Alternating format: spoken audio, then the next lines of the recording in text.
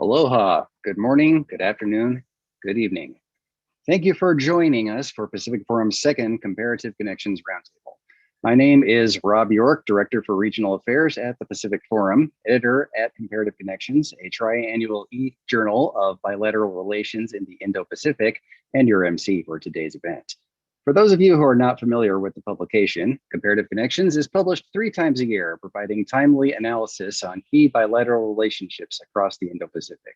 A link to the key findings from our previous roundtable on the topic of ASEAN centrality after the Myanmar coup can be found in the chat box now. Every issue of Comparative Connections is made up of 12 regular chapters plus 1 rotating chapter appearing once yearly, each authored by recognized specialists who review critical developments within a given relationship and assess their implications for regional security, U.S. interests, and the future of the region at large. Each chapter also includes a carefully curated chronology section that synthesizes the day-to-day policy developments, diplomatic engagements, and bilateral exchanges that outline the trajectory of each relationship. These chapter chronologies contribute to a running sortable chronology section of the website that dates back to the first issue of Comparative Connections in 1999. In addition to these analytical chapters and bilateral chronologies, the Comparative Connections website hosts 2 databases, a states visits database dedicated to tracking official visits by heads of states, and our multilateral forums database, which similarly tracks the occurrence of select high-level meetings. The various components of this site complement one another to provide users with a holistic understanding of each bilateral relationship's rich history, contemporary successes and challenges, and future areas of cooperation. A link to our most recent issue of Comparative Connections can be found in the chat box now. Today, to discuss the elections in Japan and their impact on regional relationships, we are joined by one of the authors of our US-Japan chapter, Dr. Sheila Smith, the author of our Japan-China chapter, Dr. June Teufel-Dreyer, and the author of our Japan-Southeast Asia chapter, Dr. Kei Koga. I want to thank each of our distinguished speakers for being here today. We look forward to your remarks and to the fruitful discussions that will certainly follow. After our panelists' presentations, we will transition into a Q&A segment where we will welcome feedback and questions from the audience. I would now like to give the floor to our moderator, Brad Glosserman, Deputy Director of and Visiting Professor at Tama University's Center for Rulemaking Strategies, Senior Advisor for Pacific Forum, and co-editor of Comparative Connections. Brad, over to you. Thank you very much, Rob. It's a pleasure to be here. My job is basically to keep this show rolling. We have about 70 minutes to go. So what I'd like to do is just essentially go through our speakers, give them each 10 to 12 minutes, and then go to a Q&A session in which we will have the audience offer up the questions that of most interest to them. Frankly, in the interest of efficiency, if don't mind, if our observers could send me the questions, put them in the chat box, and I would read them. Just I feel like I invariably find that there's so much back and forth with mics and cameras that it's just a quicker way to go. I would also like to say that I'm absolutely delighted to be here. I realize I've been affiliated with Comparative Connections as a writer or editor virtually since its inception, and I have always found it to be a really important source of insight. And and I hope that our readers do as well, and that our panelists today have enjoyed contributing to the journal as much as and gotten as much out of that process as I've gotten out of reading their work over the years. And now I'd like to turn to Sheila Smith, the Johnny Morrow Professor Senior Fellow for Asia Pacific Studies at the Council on Foreign Relations, one of the most insightful observers of Japanese politics and policy. Sheila, it's a pleasure to have you, and the floor is yours. Thank you, Brad, and thank you, Rob. It's a pleasure to be with Pacific Forum. I have very fond memories of being proximate to Pacific Forum when I lived in Hawaii, but we have kept a really good, close relationship ever since, and I certainly do enjoy contributing with my colleague, Charles McLean, to Comparative Connections. So my job today is to give you a bit of a high point, talking points on the Japanese election, which was held on Sunday, Halloween. But I'm going to do a little bit of the two elections, because I think the expectations of the lower house election last Sunday are really entwined with the fate of the LDP and, of course, the LDP's new leader, Fumio Kishida, the Prime Minister of Japan. I think we came in out of the summer, out of the Olympics, worry about whether COVID would spread or not spread, the angst of the summer, with the then Prime Minister Suga in a very difficult position vis-a-vis the public. So his public approval rating was very low. So he was going to go into the leadership race for his party, really feeling, basically stumbling a little bit. He, in the end, with some machinations, factional machinations within the party, was persuaded that he shouldn't run because he was not seen to be a good leader for the upcoming lower house election. And so the prime minister exited the race. And so that, for all of us Japan politics watchers, that was the moment when the fall became interesting. No criticism here of Prime Minister Suga, but nobody expected that to happen. And so then you had a full-on race contention for the leadership of the LDP. And that was that was very interesting to watch. You had 4 candidates in the LDP leadership race. We can talk more about them specifically, but I think the tenor of that race was quite interesting. You had 2 people who I would identify as basically reflecting the more liberal social side of the party, people who identified with issues that are more attractive to younger voters and to women, and argued for a more inclusive LDP. And then you had 2 people who are more on the social conservative side, including the current Japanese Prime Minister, Mr. Kishida. But the conversation very quickly in that leadership race turned to not issues of social priorities, but of defense and military issues. So Takaichi Sanae was the candidate, one of the candidates, the conservatives, that really turned the conversation in the LDP, or at least the media focus, onto this question of Japanese hard power or military decision-making ahead, and really electrified, I think, the Japanese public into thinking really long and hard about what its geostrategic position was doing to Japanese defenses, and also what kind of difficult decisions may be ahead for the next leader of her party. She did not win, but she did have former Prime Minister Abe's backing. And when she didn't win the first round, she threw her support behind Mr. Kishida. So it was that combo, that dynamic in the party race that really led to the structure of how Mr. Kishida emerged as prime minister, but then how Mr. Kishida led the party into the elections. Now, there's a couple of the lower house election. Most of you are familiar with parliamentary politics. It's not the same as the United States, but the winner who gets the most seats, the simple majority, then gets to pick the government. I don't think any of us thought that the LDP would lose the government. In other words, it would continue to be the ruling party. But Mr. Kishida himself said, well, what we need is a simple majority of the LDP plus its junior coalition partner, the Kome party. So that was a very low bar that he set in terms of the LDP ambition for how many seats it needed to take. The LDP came out actually much, much better than Mr. Kishida's lowball ambition. It came out with 261 total seats. It had 276, so it was a loss of only 15 seats. And again, the party generally went into this election understanding it was going to lose at the polls. But how much it was going to lose was the question. So the 261 number was a real boost, I think, to people inside the party. They really felt that Mr. Kishida had led them to a significant victory, even though it was a loss of some seats. And the reason for that is that the LDP did hang on to the simple majority in the lower house all by itself, which meant that its coalition partner has less leverage than it might have otherwise. But also 261 is the magic number in the parliamentary process. And the reason for that is 261 is the number that makes sure that the LDP chairs the committees across the board in the lower house and runs basically the table of the legislative agenda for Japan's lower house. So that was a really important number. And it was more, I think, than many people in the LDP thought Mr. Kishida was going to be able to garner. So basically, at the end of the day, this is a status quo election and a status quo outcome, but one that I'm sure the prime minister and his party sees as a fairly good outcome at a time when they were a little bit worried about just how much of a dent into their support they were going to see. So he comes out of this election Mr. Kishida, with a couple of wins, I think. One is the factional dynamics that were obviously on display in the leadership election have now been somewhat dumbed down a little bit. And there's two reasons for that.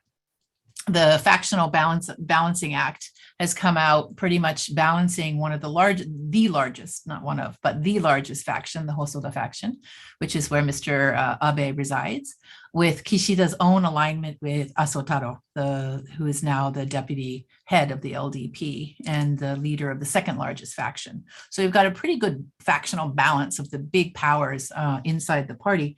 But more important than that, you've got a fairly good outcome for younger members of the LDP, younger members who are quite worried about their future and quite worried about their seats in this more tenuous outcome. So he has managed to dampen some of the generational tensions with this outcome, and he's also kind of created his own balancing act between the bigger factions. The loss seats, a lot of senior veteran LDP members lost in this election, 12 to be exact. So 12 out of those 15 seats were lost by people who had been in an office for quite some time. One notable loss was the Secretary General of the party, Mr. Amari Akira. And that was something that also allowed, he resigned from that position, allowing Mr. Kishida then to pick someone of his own choosing, who is the foreign minister, Mr. Motegi. So I think you've got a pretty good outcome within the party in terms of Kishida-san's balancing act inside the party. The last piece of the puzzle, of course, is what does this mean for his cabinet going forward and his ability to govern? Well, there's 2 or 3 points I'd like to make here in the last couple of minutes. One is, of course, Mr. Kishida now that he's got the lower house election behind him, he looks up and sees next summer another election, which is the upper house election. And again, this will temper, I think, his ability to put forward legislation that would be overly divisive or overly challenging or draw public criticism. So he'll be quiet and focused on the economy, which is what his party and he were doing during the campaign. And of course, we're all coming out of the COVID-19 pandemic. So this is high on the priority list of the Japanese citizens.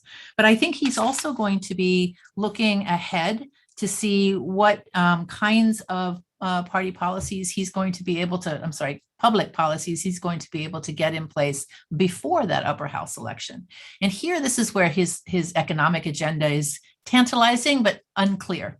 So he and his group, his own faction, came up with this idea of a new model of Japanese capitalism. He wants to not only have Japanese corporations benefit from economic growth, but to have corporations share that wealth with wage earners with Japanese households. So this is the big focal point. It's not completely different from Abenomics, but it puts the spotlight quite heavily on corporate sharing of their profits with their workers. And here is where there's going to be some initiatives on tax reform and other kinds of initiatives that he'll need Keidanren and other business leaders to go along with them on. The final point on the governance side is going to be a little bit about Japanese security policy. And I wrote a piece in Foreign Affairs. We can talk a little bit more in detail about that going forward. But I think there's a lot on the agenda here, whether it's the question of the Taiwan Contingency and the US-Japan alliance and how it responds, whether it's the question of, which came up in the leadership race, how much Japan is going to boost its defense spending. Interestingly enough, Takaichi Sanai came out in that leadership race by saying that Japan should aim for 2% of GDP. That 2% of GDP ambition was incorporated into the campaign manifesto as official LDP policy. Now, nobody expects Mr. Kishida to go out and ask for 2% of GDP to spend on the Japanese military. But it is an ambition I think that there's a fairly strong consensus around, not just in the LDP, but also in the ruling Komeito and the smaller parties. The one party that made gains in the opposition was the Ishin no Kai, which is the Osaka-based, more rightist-oriented party, which believes in a very strong defense. But I think with the upper house election looming large, we shouldn't expect to see dramatic changes in national security policy in Japan until that election is safely behind Prime Minister Kishida. But he is going to confront some of these topics before then, and he'll have to think about how he wants to proceed.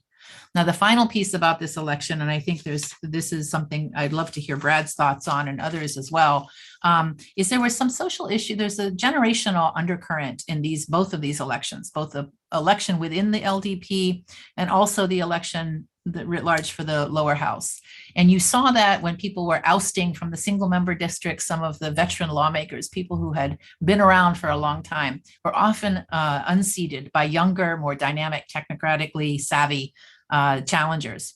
The other piece is that the generational change was also evident in some of the issues that came up, in fact, in both elections.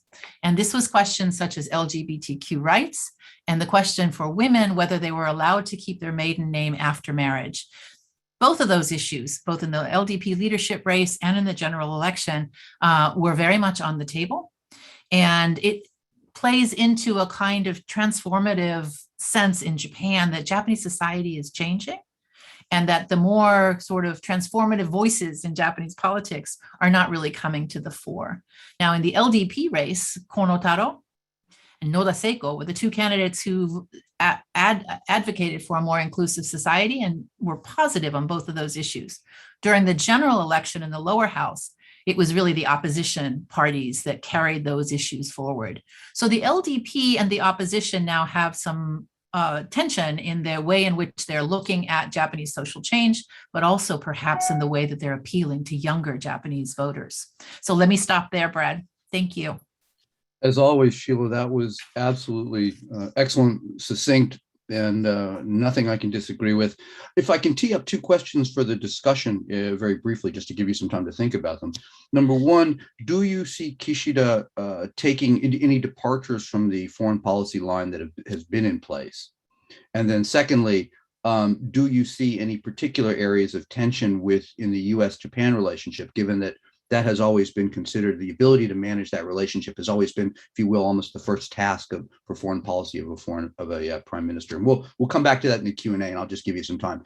Our second speaker is June Teufel-Dreyer, a professor at the University of Miami, who has, for as long as I've known her, and it's been a while, which is a statement more about me than her, has offered really just penetrating insight both into China and into the dynamic between Japan and China. So June, the floor is yours.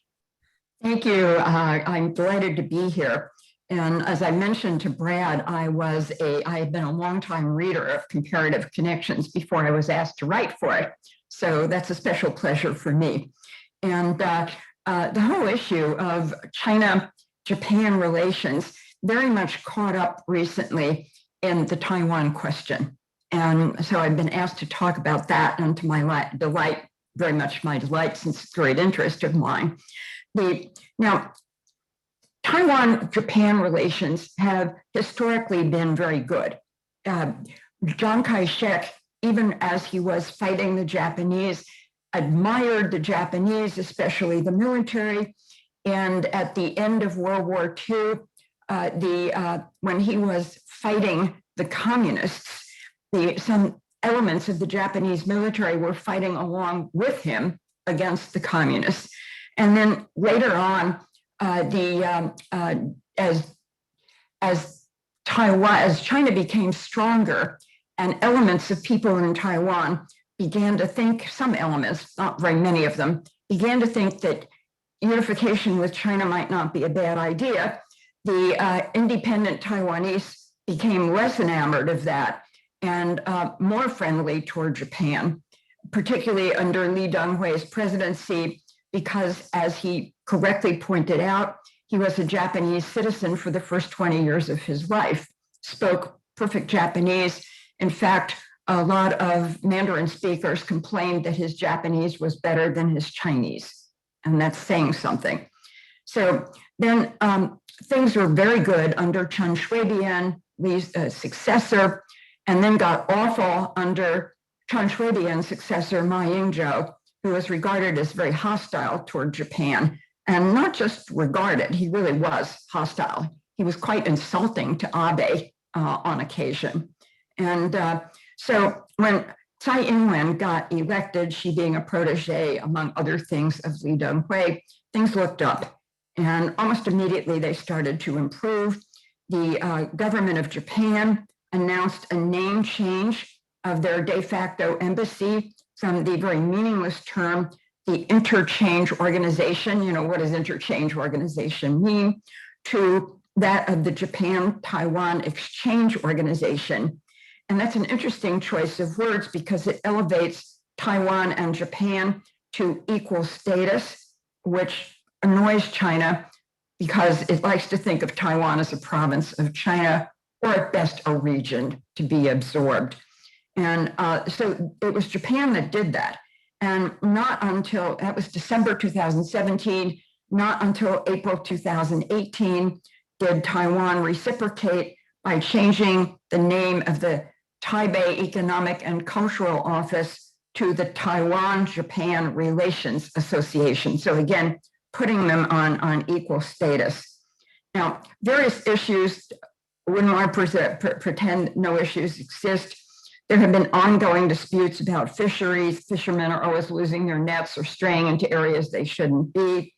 There is the comfort woman issue, the disputed islands, and mostly the food bans. There are food from Fukushima and the 4 neighboring prefectures have been banned from being imported into Taiwan. The first 3 issues have basically been shoved to the side. The 4th one is still out there. And at first they said, well, after Tsai Ing-wen gets reelected, which she did, this will go away. But it didn't, and it hasn't, although it hasn't been mentioned recently. So there were some small hiccups with China in the interim. For one thing, the NIDS report, the National Institute of Defense Studies, put out an annual report. Its annual report, this one happened to be on Taiwan, and horror of horrors, it made 2 mentions of the Republic of China, meaning the verboten word for Taiwan. The Chinese protested to no avail. But then essentially for human interest stories thereafter, you know, a Chinese tourist lost a camera in the ocean, and it was discovered by a bunch of little Taiwanese school kids who traced the camera back, and there was a big ceremony and everybody hugged and kissed and the little kids were adorable, that kind of thing. I concluded that the improvement in Taiwan-Japan ties had reached a pinnacle that it couldn't exceed without angering China too much. And I was wrong. About 10 months ago, the things started to change.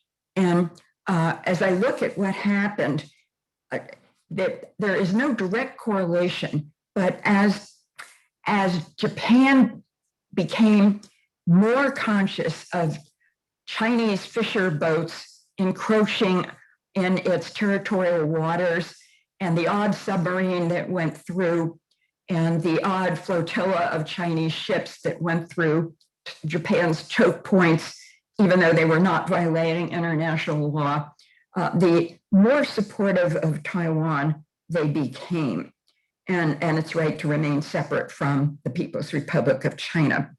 And Japan, for the first time, and I think it was 2019, publicly acknowledged that the defense of Taiwan was vital to Japanese security. And that was not that nobody had noticed it before, but it was the first time it was said in an official document. And then other things happened. The Prime Minister Suga in a parliamentary debate referred to 3 countries. And one of the 3 countries was Taiwan, which got China very angry. And then there were some other instances. There was the odd lower level ministerial visit to Taiwan. And Japan keeps saying after the protests, our one China policy has not changed. It has not changed. When of course it was pretty obvious that it had changed. And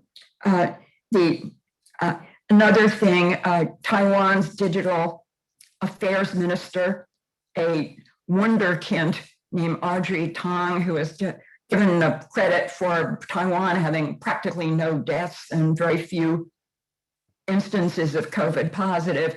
got invited to the opening ceremony of the Tokyo Olympics. China screamed, and the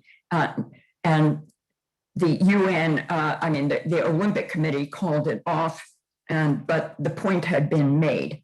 And so things like this keep going on.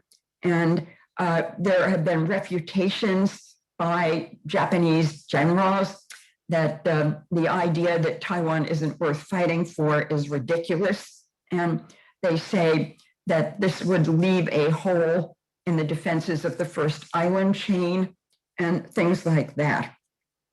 So every time one of these happens, the Chinese respond that you are sending China-Japanese relations back into the ice age. And I was amused when I saw the thing flash across the screen that my last contribution had been called a chilly summer. And I'm now thinking of what I'm going to call the next one, because the fall will be even chillier. And somehow nothing really that bad has happened. You know, this is the sticks and stones may break my bones, but names will never harm me from the Japanese. And I am sure that the Japanese government is used to by now hearing that relations are going back to the Stone Age, or that these comments will seriously undermine the future of Japanese-Chinese stability, or that Japan, and this is the other mantra, that Japan is nothing but a lackey for the United States, and it should wise up and see that its future lies with China, and also wake up to the fact that it's a declining power, whereas China is a rising power. So this has been an ongoing mantra, and I keep asking myself, why have the Chinese exercised relative restraint? And now this relative restraint does not extend to Taiwan. So to some extent, the Sino-Japanese animosity may be getting vented on Taiwan. You may have noticed that in the first 5 days of the after October 1st, which of course is China's National Day, something like 57 Chinese Air Force flights, overflights into Taiwanese airspace, and a number of other gestures to show that to Taiwan that the People's Republic of China is not amused at this kind of relationship. So this, of course, results in more pressure on Japan by the United States to do something. And I know that Kishida, in a telephone call with Biden, came away saying that Biden had given him his assurance that American support for Taiwan was rock solid, and he hoped the Japanese were on board. The Chinese said that's not what they heard out of the telephone call. And so there's some dispute about that. And now, we assume that there have been discussions between Japan and the United States on contingencies on what to do in the Taiwan Strait. We assume from various hints in the press. We are not sure what those contingencies that have been addressed are, but we do know that there are tabletop exercises ongoing between Japan and the United States that involve Taiwan contingencies. Now, I guess the next question in my final 45 seconds is, where is this going to end? And I am a congenital pessimist. About this, I am not. And I think that there is definitely a window of good behavior that both Taiwan and Japan can expect. And that is that China badly wants China's support for the Chinese Olympics and Paralympics, which are going to be in February and March. And they also seem to be putting great store on a celebration for the anniversary of Sino-Japanese relations in 1972. And there's also a party congress coming up in China, for which Xi Jinping apparently does not want bad Sino-Japanese relations. So after that, folks, all bets are off. A tantalizing conclusion, June. Thank you very much. Let me offer again, serve up one question to you as well, which is how do you anticipate the tension between Japan's continued reliance on the Chinese economy for its growth and dynamism and the tensions in the security relationship? That's always a question. And I'm wondering how you perhaps see that playing out as a new administration, as Kishida takes office. And I guess it would be some anticipation of where you see him, the center of gravity that he would find in the Japan-China relations. But again, that's for the Q&A. Our last speaker is Dr. Kei Koga, and I'm always delighted to see Kei. He was one of the first fellows that Pacific Forum ever had, and his presence is always a sign that we actually can get things right and have been able to identify some really smart and young folks. And I'm delighted to have him give us his thoughts on the Japan-South Korea relationship from Singapore, where he is an assistant professor, where he's been for many, many years at Nanyang Technical University, and doing an outstanding job of watching the way that Japan is seen and engages the region from there. Kei, the floor is yours.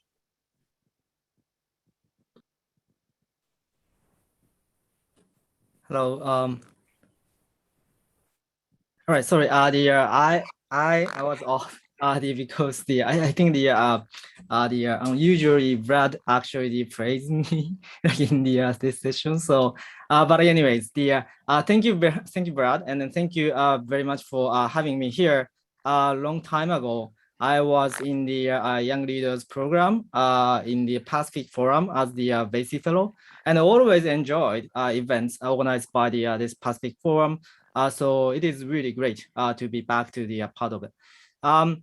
Most important thing about this general election has been already said by the two excellent panelists. So I will focus on the two things. How this, because I'm focusing on the Southeast Asia, I had two questions. The one is how this general election shapes Japan's policy toward Southeast Asia, particularly in the context of the Japan's free and open Indo-Pacific vision. And second, what challenges Japan would likely face in the near future. But before answering these questions, let me quickly discuss two important strategic trends relating to Southeast Asia. One is the Quad, and the other one is Myanmar, and both are under transition.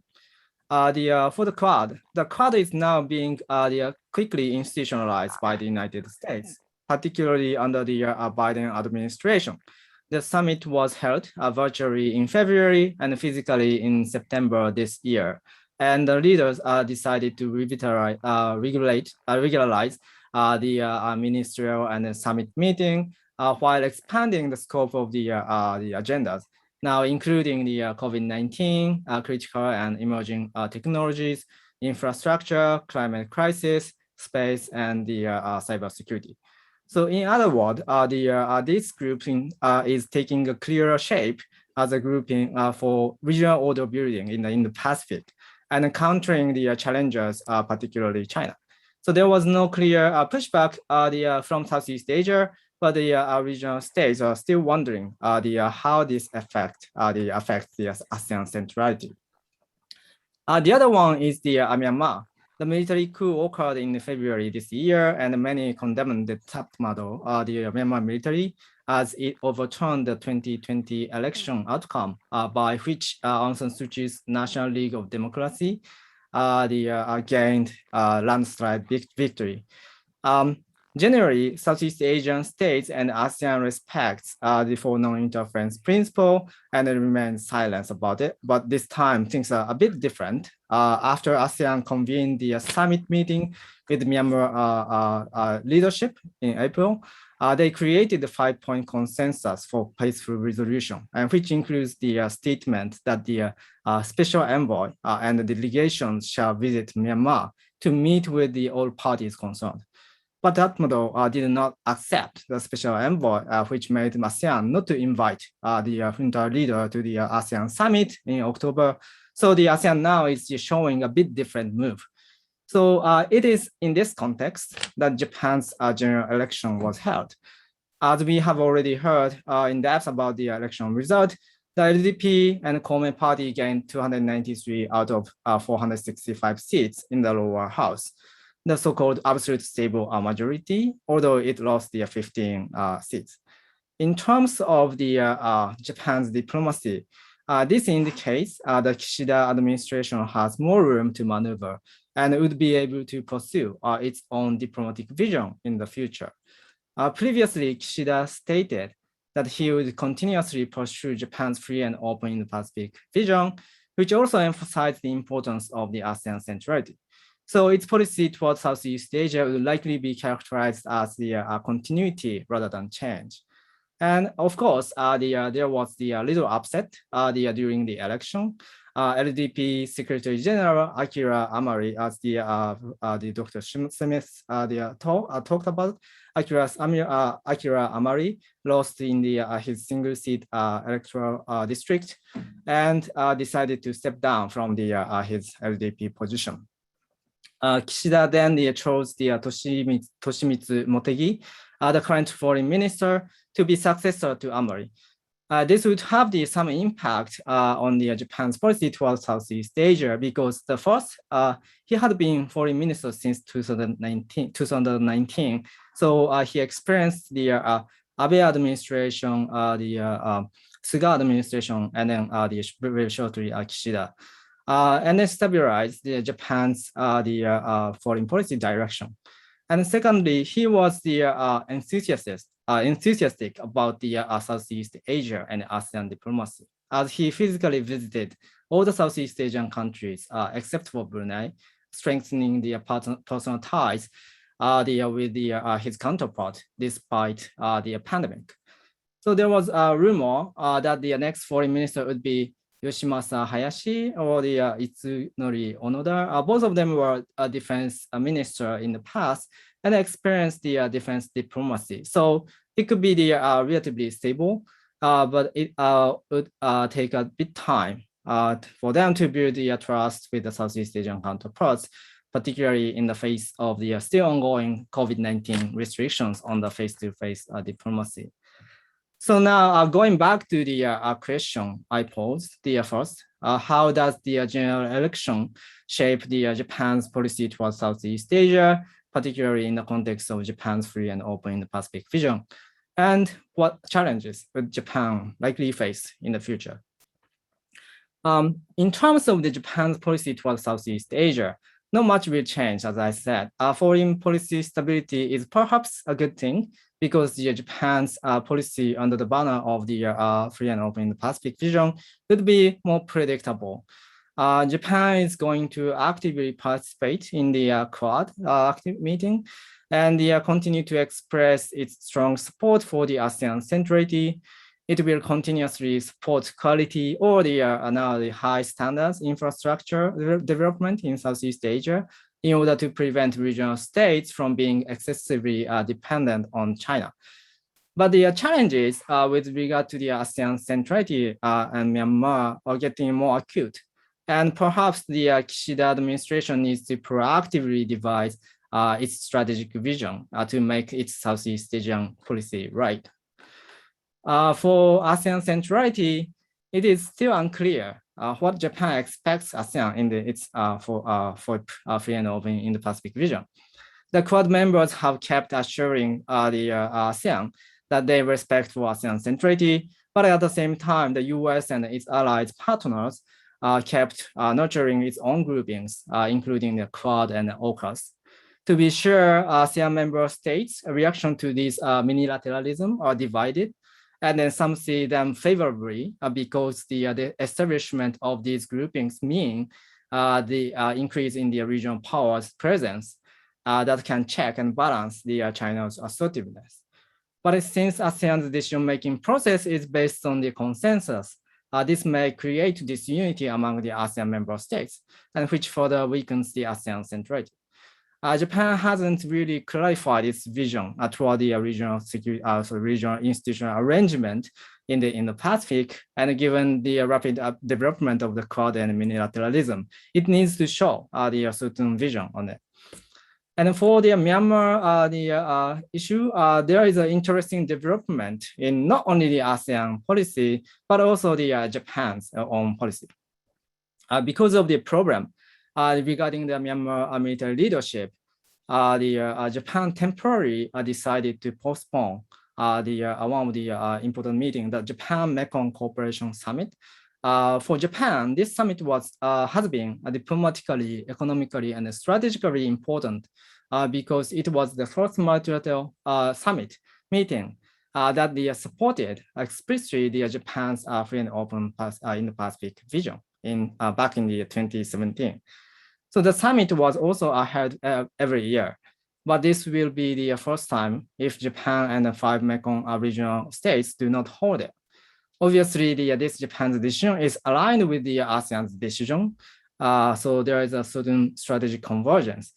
But at the same time, this could create the political schism within, again, ASEAN, which would weaken ASEAN unity and also the ASEAN centrality. So the Kishida administration needs to deal with these kind of two rapidly evolving issues, which are often put on the back burner, since the most important or more focused, the issue will be understandably the immediate neighbor in Northeast Asia, such as namely the Taiwan Straits and then Korean Peninsula. But I think if Japan wants to play a proactive role in shaping the Indo-Pacific regional order, Southeast Asia is very important. And then the Kishida administration then needs to take these Southeast Asian issues seriously. And perhaps, as if I remember correctly, Ldp actually is trying to recreate or create a new national security strategy. So if that's the case, then probably we hope that the administration is going to lay out its vision in those the strategic documents. So I still have 1 minute, but I'll stop here. Thank you very much. Thank you, Kay. 3 outstanding presentations. If you don't mind, I'd like to pile on with one question. I have 2 questions of my own, and then one from the audience, and then I'll go to each of our speakers to answer them as they would wish. And the first is, Kay, it's always been said that Japan doesn't want to force, as like the US, force regional countries in Southeast Asia to make a choice between Japan or between the West, if you will, and China. And I'm wondering, is that getting more difficult? And how do you see Kishida trying to engage that particular question? And I'm wondering also, given some of the focus on technologies that seems to be driving US thinking, whether that changes the dynamics. To my mind, it does, but this isn't my program.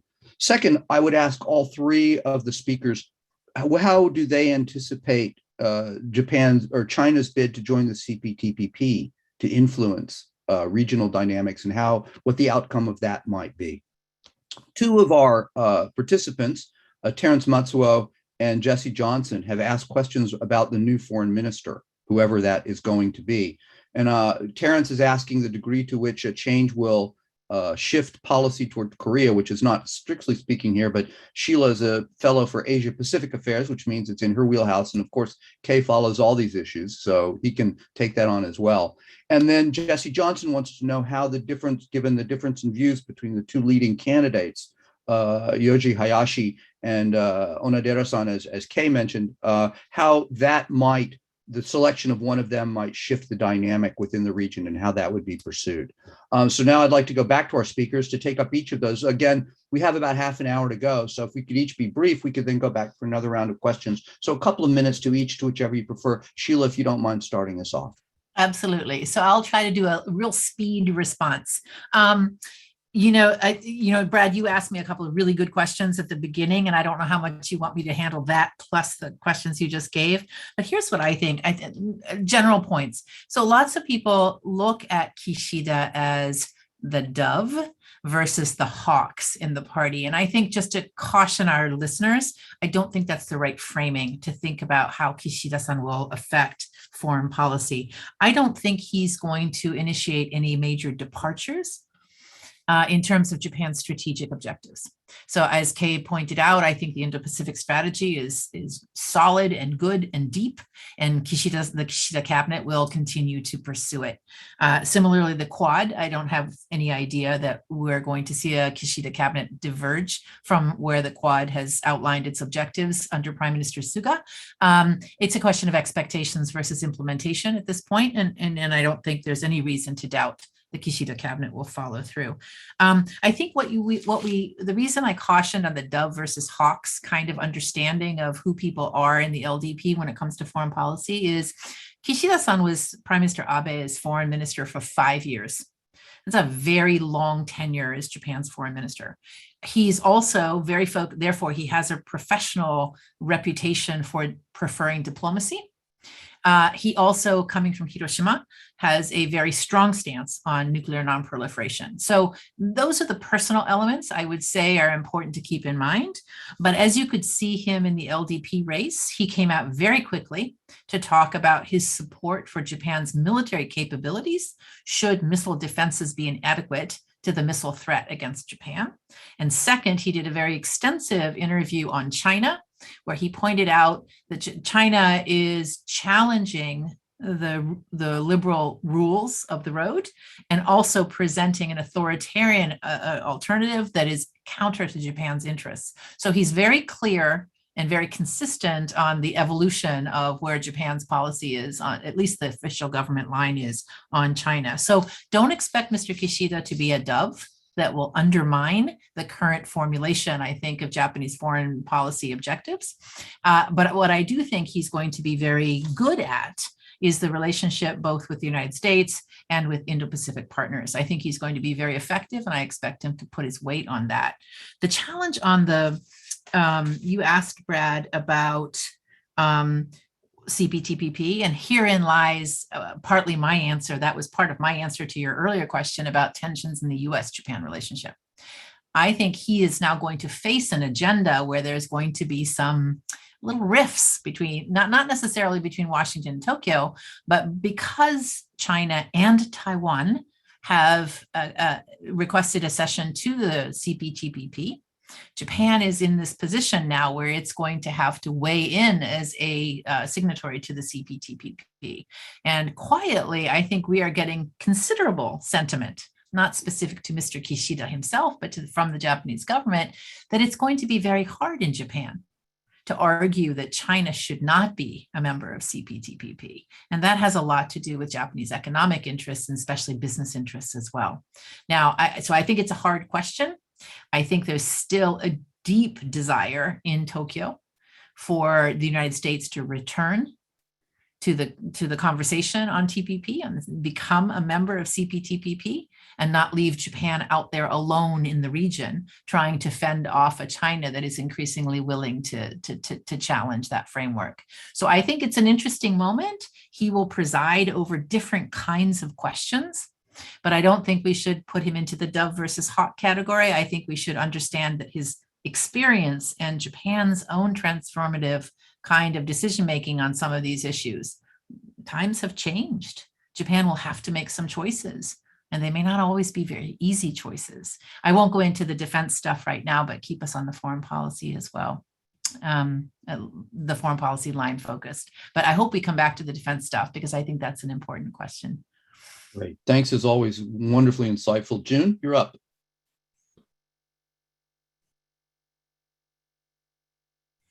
June, we can't hear you.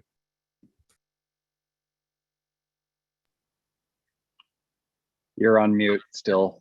No, still? Okay. Now You're okay. More on the CPTPP. I don't know who thinks up these acronyms, but that's a very bad one. Anyway, about that pact, this is very interesting.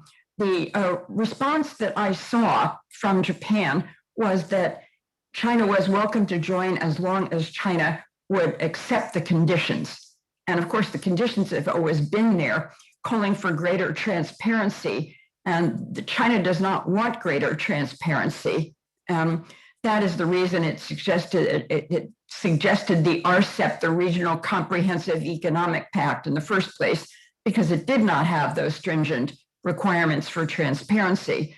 And there's a lot of angst about China being allowed to join the World Trade Organization by giving them special privileges, which many people feel they have abused.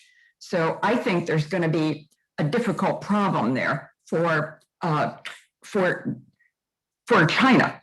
Now, as for Japan, I found a very interesting comment on the CPTPP from Jin Song-Rung. For those of you who don't know him, he's the former dean of Beijing University's School of International Studies, Jia Qinghua, and he calls, and this is a specific quote in English from Jia Qinghua, that China's bid to join the agreement it's a curveball that was designed to split the United States and Japan, because Japan refusing China's request would mean confrontation with China. But on the other hand, Japan can't easily accept that because the United States would never agree to it. So I think that's a very good analysis. Jia Qinghua is a very smart man, and too bad he's not on our side, but that is his analysis of it. Now, this kind of feeds into the question that Brad Glosserman gave me before about the warm economics and the cold politics, because the CPTPP is part of that as well. And the certain economic relations are warm. I just saw that, let's see, I've got the exact percentages here, that Tencent, which is a Chinese internet giant, has just bought a 6.86% of the big Japanese publishing company Katakawa, which even 6.8% makes it the third largest shareholder. And that Katakawa had to get an exemption from the Japanese government, which it got, in order to make that deal go through. So there is one example of at least tepid, warm economics. Some of them are little scrunchier. Sony was fined, I think, $156,000 by the Chinese government for doing a project launch on the anniversary of the Marco Polo Bridge incident. On the other hand, Japanese energy providers are making a bundle of money because China has a big energy crunch, and Japan just happens to have excess liquid natural gas. And so this LNG, it was the weather in Japan was less hot than expected. So not that many people turned on their air conditioners, which means that Japan has excess LNG and it's selling it to China for really big prices. So there's your economic thing. Now, please let us not forget that Japan also has important economic interests in Taiwan, the most salient of which at the moment is the Taiwan Semiconductor Manufacturing Company. And they're in negotiations with Sony to put a plant in Japan. And there is something that Taiwan wants in return. And what Taiwan wants in return is Japan's strong support for Taiwan joining the CPTPP. So, and Japan, of course, badly needs those computer chips. The electric vehicle race is heating up, and Chinese companies have expressed an interest in moving into the Japanese market for EVs, which has to scare Japanese auto companies, I would think. Okay, so that's all I have to say about the economic relationship. Thank you very much. That was quite a good start. Kay, you're up. Okay. Thank you very much. I'm just gonna first focus on the two questions that Brad actually posed. The one is how Japan treats itself. In the Southeast Asia when the United States actually push against the kind of the Southeast Asia to protect human rights, such as in the Myanmar incident. And then while the ASEAN or like Southeast Asian countries kind of remained, and then they try to kind of push back from the against the those kind of pressures. I think this was the traditional kind of structure that like Japan somehow not like enjoyed, but like Japan could actually easily situate itself in the those kind of the competition. Because Japan traditionally used the softer approach for the human rights protection and democratization. So the Japan's kind of the principle was the engagement, which was the a little bit different from the Western kind of means to do it. Also like the it's slightly different from the United States, even though the ultimate objective is the same. I mean, the democratization and human rights are really, really important issue we should actually always be concerned about. While again, the ASEAN countries try to push back, right? I mean, this is the theory that like we could always see. But at this time, it's really different because the ASEAN actually made a move, and then even though the ASEAN or the countries made a justification not to invite the Myanmar leaders by saying there was no kind of legitimate leader yet, so like we don't know who would actually be the leader, so we don't actually have the kind of clear information who should be invited. But I think this was again like the move that ASEAN made, and which has a significant impact on the future of the ASEAN modus operandi. And I guess this put the Japan in the a little bit difficult position because the Japan no longer can say, oh, I mean, ASEAN member states were actually, or the Southeast Asian countries were trying to engage the Myanmar or those countries of which somehow they perceive to violate the human rights and so and so. So we need to actually take in order to ensure channels of communication with those countries, we need to engage. So this was the kind of position that Japan had taken. But then this time, the ASEAN made a different move. And this, again, Japan was in the different or like strange position. And probably like Japan needs to, it's not like ASEAN or like it's no longer the other countries, but like it's actually the Japan, which need to make the choice what to do with this situation. And probably it's going to be a very difficult choice. I myself don't really have the answer to that.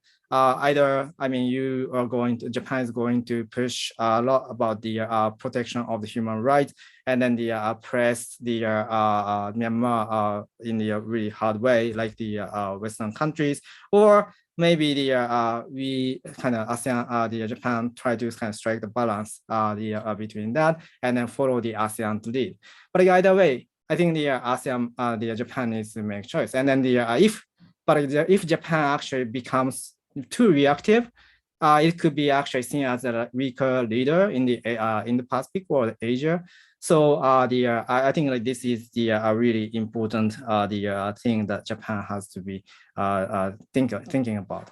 And again, for the national security strategy that Japan is actually considering, they need to actually take into those kind of the changes. Really, not only the U.S.-China kind of the great power strategic competition, but also the changes which emanating from the Southeast Asia. So that's the my response for the first question. Second one is the technology.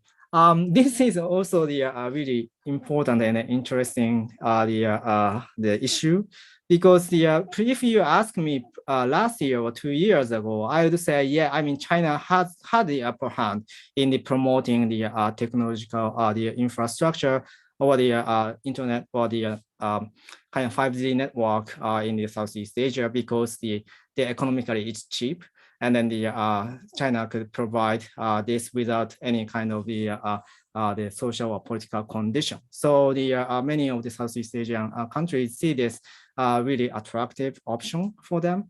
And then in reality, they actually had a strong kind of connection with the Chinese technology companies, including the Huawei.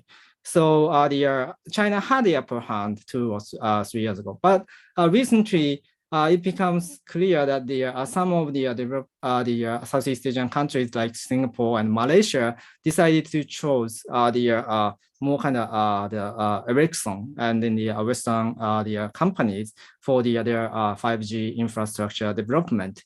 So I think the ASEAN was pretty divided. I mean, Southeast Asian countries are pretty divided, and then there are gonna be probably like the rollback traction that the United States and then the European countries could actually get over the Southeast Asia.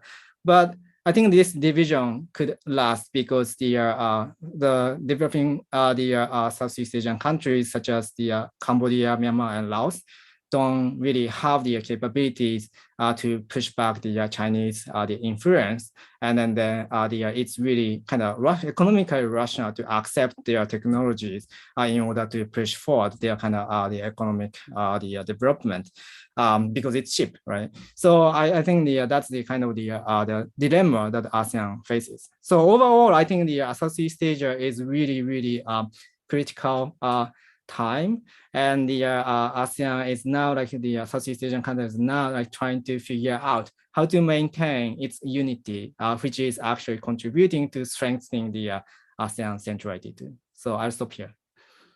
Great, thank you. I noticed nobody took up the questions about Onodera versus Hayashi, and I will throw that back on the table. I will ask you, in addition, there's a question from Michaela Van Hoven that asks, does Isshin no Kai's performance, will that have an influence on foreign policy? She frames it mostly domestic politics, but I think for our concern, the issue really is foreign policy more than anything else. And then finally, I would ask, is there anything that you're willing to stick your neck out to suggest we keep an eye on where you see, despite all the continuity that you've mentioned in the context of Japanese foreign policy under Kishida, whether you see there's anything that might be an interesting change or something just to keep an eye on. And I'd ask each of you now to keep your responses to within 3 minutes, because quite frankly, we're reaching the end of our 75. And then I know Rob wants to have some closing remarks. So again, we'll go in order, and anything else you think is important. But and I'm sorry to shove so much at you, but you guys are just so popular and there's so much to cover. Sheila, start us off, please. All right, 3 minutes. Here we go. Minute number 1, we haven't talked defense. And I think that's the place where I would we've talked foreign policy writ large, but let me just come back to the defense piece. And this is, I think, going to be an interesting thing. It's also to watch, Brad, as we look ahead. So the Kishida cabinet is going to have to make some pretty significant decisions in the next year to year and a half to 2 years. And let me run through them. One is there's a 2+2 meeting that was supposed to be held before the end of this year, but probably will be pushed into the new year. And in that 2+2 is obviously Taiwan. So the Taiwan Contingency and how the alliance responds to it, i.e. how do Japan and the United States militaries integrate their response should there be the worst case scenario in Taiwan. It's a big and very tricky political question for Japan, and that's going to be a Prime Minister Kishida's watch. The other is just Japan's defenses writ large. I think Kay's already pointed out the national security strategy will be rewritten. The new 10-year National Defense Program guidelines will be rewritten based on that. And then based on that will be another 5-year procurement plan. We will have to watch and see just how much the LDP is willing to push the envelope on the defense budget, the expenses, how much money is going to go into defenses going forward. And these are the moments to watch. On the foreign minister, the question I think Jesse raised it about Onodera versus Hayashi, the two are basically, they're the same generation, born within a year of each other. Onodera has made his career in Miyagi-ken based on local prefectural politics and then moving up to the LDP, national politics. He's been very active in the party and foreign affairs committees and defense committees. He was defense minister twice. Hayashi Yoshimasa is really well known here in Washington. He served as an aide in Senator Roth's office, and before that, I think he was in the congressional office of Stephen Neal. He knows America inside and out, and he knows how the politics here work, but he has a broader portfolio. He's served in the cabinet as education minister, barely as defense minister, agricultural minister. He has a lot of cabinet experience under his belt, even though he's an upper house. He was an upper house member. So the difference here is going to be that Hayashi has just moved from the House of Councilors into the House of Representatives. And so there's a little bit of pushback here to Kishida-san. Both of these gentlemen are in his faction, but Hayashi is new. He's from Yamaguchi-ken and therefore has the Abe, you know, a little bit of contention there with Mr. Abe. So it's going to be a tough choice for Kishida, but these are both his guys, so to speak. His factional guys. So it'll be interesting to see if he puts the defense heavy Onodera with the party credentials or the multitasking, broad agenda experience of governance of Hayashi. It'll be very interesting to watch this choice. But for the United States, at least, and I can't speak for China, but for the United States, both men are well known in policy circles here in Washington. The last piece of the puzzle was a very domestic question. So let me just try and take them very quickly. Single member districts are hard. They're hard to win unless you've got a big party with a big organizational capacity and a lot of money. So that's what we saw. I think Ishin no Kai's win, if you will, in this election went from 11 seats to 41 seats. That's a big jump for a small party and basically a regional party. But the thing to note here is 16 of those seats were single member districts and 25 were proportional. So the party won, but the individual politicians have some hard work ahead of them to keep their representation. They are not going to join a coalition with the LDP and Komeito because Matsui, the head of their party, has said they're not interested. They are interested in being an opposition party, but where I think you'll see them navigate and negotiate with the ruling coalition is on issues such as local autonomy for Osaka and constitutional revision and other policies where they can barter their strength in the Kinki area vis-a-vis Tokyo. On the CDPJ versus JCP, Brad didn't bring this up, but I think the question is back to the difficulty of winning single member districts. No party in Japan, none of the opposition parties are strong enough to really carry the national single member districts in a way that challenges the LDP as the DPJ did in 2009. So I think there's no good formula here for the opposition.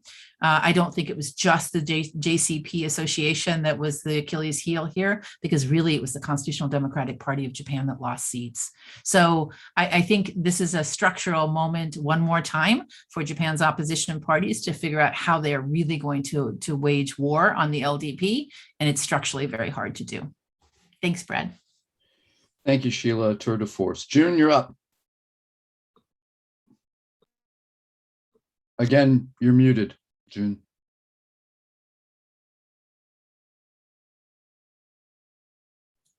Okay, here I am. Thank you, Brad. I don't think I'm going to need the full 3 minutes, so Kay, you can have my extra time. But it seems to me, with regard to defense, it seems to me that the logic of the situation is pushing Japan forward. It has to do more. And I suppose the promised 2% is never going to happen because somehow that's the way Japanese politics has always worked. A friend of mine who I'm sure you would know his name, but I haven't asked his permission to quote him, but he's been a Japan defense hand for years. And he says the problem is that Japan figures out the absolute minimum it can get away with on defense and then does half of that. And so I think you can expect a yes, we need to get our defense going, and yes, 2% would be nice, but don't hold your breath about it. On the other hand, they seem to be really worried about hypersonic glide vehicles and so on, and cyber spying and space, and quote every word that the US Space Czar has said, and that sort of thing. So the concern is there. And sooner or later, like Scrooge McDuck, they have to open their purses and let some of the money fly out. Let's see, Brad, what was your other question? Actually, that was just fingerprints of Kishida. We expected discontinuity. Yeah. Again, I think the logic of the situation means continuity. And I noticed that Kishi has also joined the fray. And it seems to me that barring an unexpected catastrophic event, which we all hope won't happen, things are just going to go forward with regard to incremental increases in defense. And I think that China at the moment is very disinclined to make a lot of trouble. It could, and if pushed, it will. But consider they've got this terrible energy crunch, and the economy actually was contracting in the last quarter. The manufacturers index is down below 50, 50 being the good part. Anything over 50 is good and anything under 50 is not good. It's now just below 50. The outlook doesn't look terrific. If the population isn't finding jobs, and there are more college graduates coming out who can't find them, Xi Jinping has his hands full. And I noticed something in Global Times, which is a very shrill nationalistic newspaper in Beijing. And the commentator, who is the editor-in-chief of Global Times, and usually a real firebrand, and he says that some people are asking, why don't foreigners like us Chinese? And his answer is, that's their fault, not ours, and we should ignore them. But the fact that he raises this question and admits in a very nationalistic newspaper that people are asking these questions, why is it? In other words, the wolf warrior diplomacy and so on. So I don't see China making waves unless somehow it's forced to, and I also don't see the Japanese government trying to force it. Thank you, June. Incisive as always. Kay, let me just, as you answer your question, Yes. one additional slight, which is, will Southeast Asia welcome an increased Japanese defense presence and a military presence? Thanks. Okay, thank you very much. So I'll be quick. I think I talked a bit too much last the response. For the Southeast Asia, I think generally Japan's presence in the Southeast Asia is welcome. I think Japan's presence shows that the great major powers' commitment to Southeast Asia, and then that could actually check and balance not only China, but also it gives the Southeast Asian countries several options to push back the major power kind of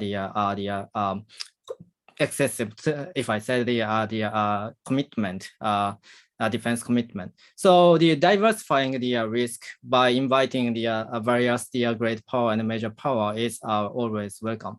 The point is to what extent I think Japan could align with the Southeast Asia. And generally the Southeast Asian countries see the Japan's presence with the United States.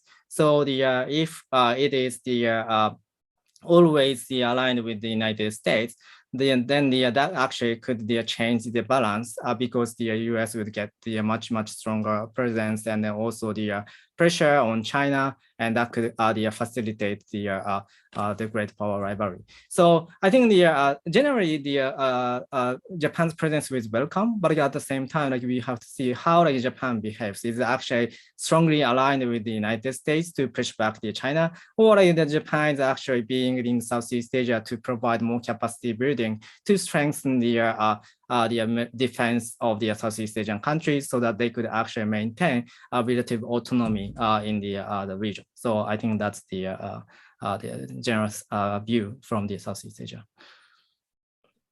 Great. Thank you, Kay. Thank you to all three of the speakers. I learned a lot. I really appreciate you tolerating my questions. Rob, the floor is back over to you.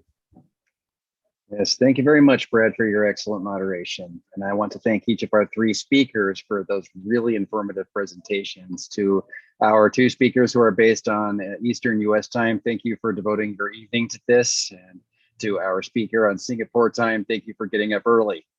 So I also want to thank those of you who submitted questions and contributed to this enlightening discussion. And we have a post-event survey for you to fill out, which we hope you will take the time to do, because that will contribute to making future events in this series as beneficial as possible. That said, I'm confident that those of you who joined us today gained from this discussion. And if you are not familiar with Comparative Connections or have not yet taken the time to read it, this is the quality of analysis you can come to expect. We publish our next issue on January 15th of 2022, which you can view by visiting our website at www.cc.pacforum.org. You may download the entire issue in PDF form at the top of the page, as well as download individual chapters or simply read them online. We hope that you will read Comparative Connections, cite it in your own work, and spread the word. If you want to support the journal, support more events like this, and help us grow, please contact our development team at development@pacforum.org. We have a range of sponsorship options that can help you help us. Thank you all once again, and we will see you again in the near future. Stay well and stay safe.